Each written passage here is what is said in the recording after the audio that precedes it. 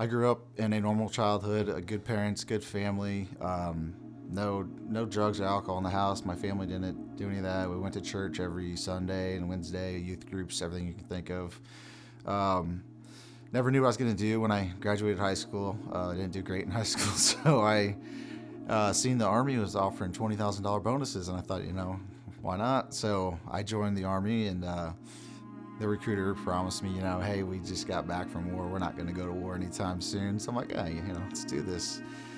I made it through basic. I get home for a couple of years, and then we get orders to go to Afghanistan. I didn't know that experience would change my life so much. Just that one little change of moving from one area to the next. The area we moved to was much more dangerous, and we were involved in a lot of things that at 21 years old you never would think you'd see or process or have to witness.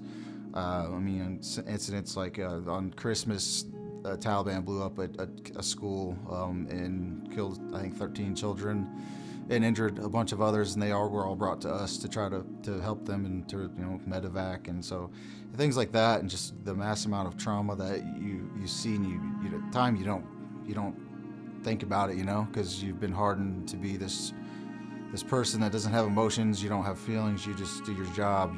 It's the enemy, it's not a person. It started, and I got home, I started to drink a bit.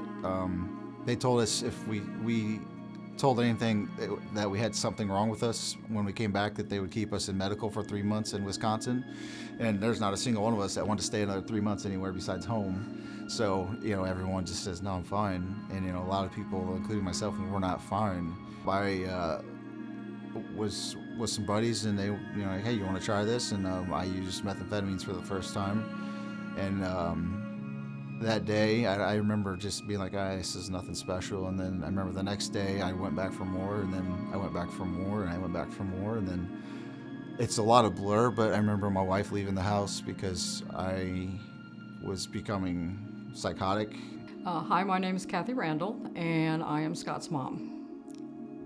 Well, when he was using, it was so hard to just watch him, because we watched him just decline, and he lost a lot of weight. He was angry. It just wasn't him. When you looked at him in his eyes, it was just vacant. It was hard to watch your son just disappear, and you can't do anything. I remember being kicked out of almost every family event. I wasn't invited to my sister's wedding. These things that now are so important to me, I had no feeling then. I didn't care then. I just cared about myself. He couldn't really get through to him because he just blocked off everything we tried to do. And people told us that he was gone, that there was no hope for us, that he couldn't come back from this, and that we needed to let him go. And I just couldn't deal with that. In my head, I thought I was right. So I thought the only way out was, I can't quit. I knew I couldn't quit. I just couldn't. So I thought I would just take my life, and that would be the easiest way. I had prepped everything one night. Just a syringe with enough fentanyl to kill probably 100 people. And just prepared, a little spot. And then I wanted to go see my kids and wife one last time before, doing any of that.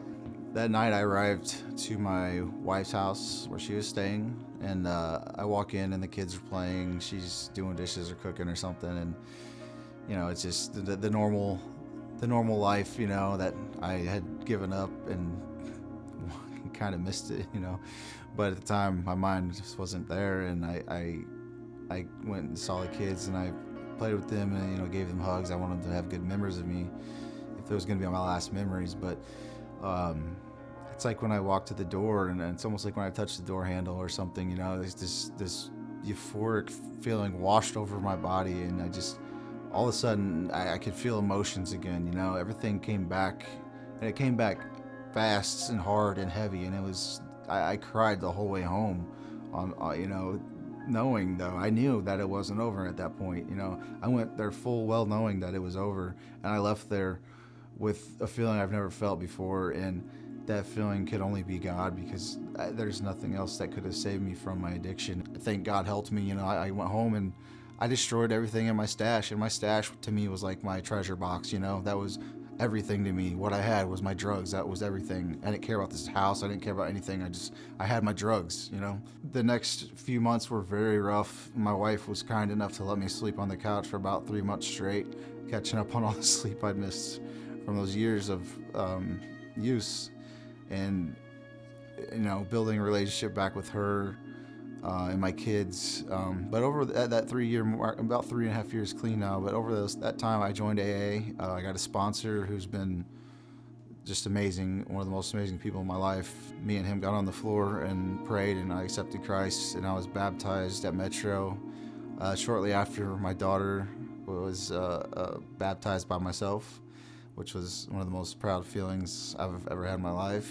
I never realized that all my mistakes could be something so powerful, and that could change me so much to be who I am now, and to give and not want to just be selfish. I'm just so thankful that God has given me a chance to show what I can actually be, because for so long I was looked at as just the bottom of the barrel of trash, the people that you look at and you're like, man, I want to be around these people. So to see him change now and be back in the band, up on stage, praising God, it's just a miracle. And this has been truly a miracle. It felt so nice to just feel washed clean of all the things, because living that life was so dirty and just a gross life, in a way. It's, there's nothing pleasant about it, and to just feel washed away of all that, and now I can move forward, and not have to carry and hold this negative stuff, and I try to walk around with a smile now, to be happy, and always, try to be a smiling face in the church, or someone to talk to, or someone to be there for someone. I don't know, I just want to help people.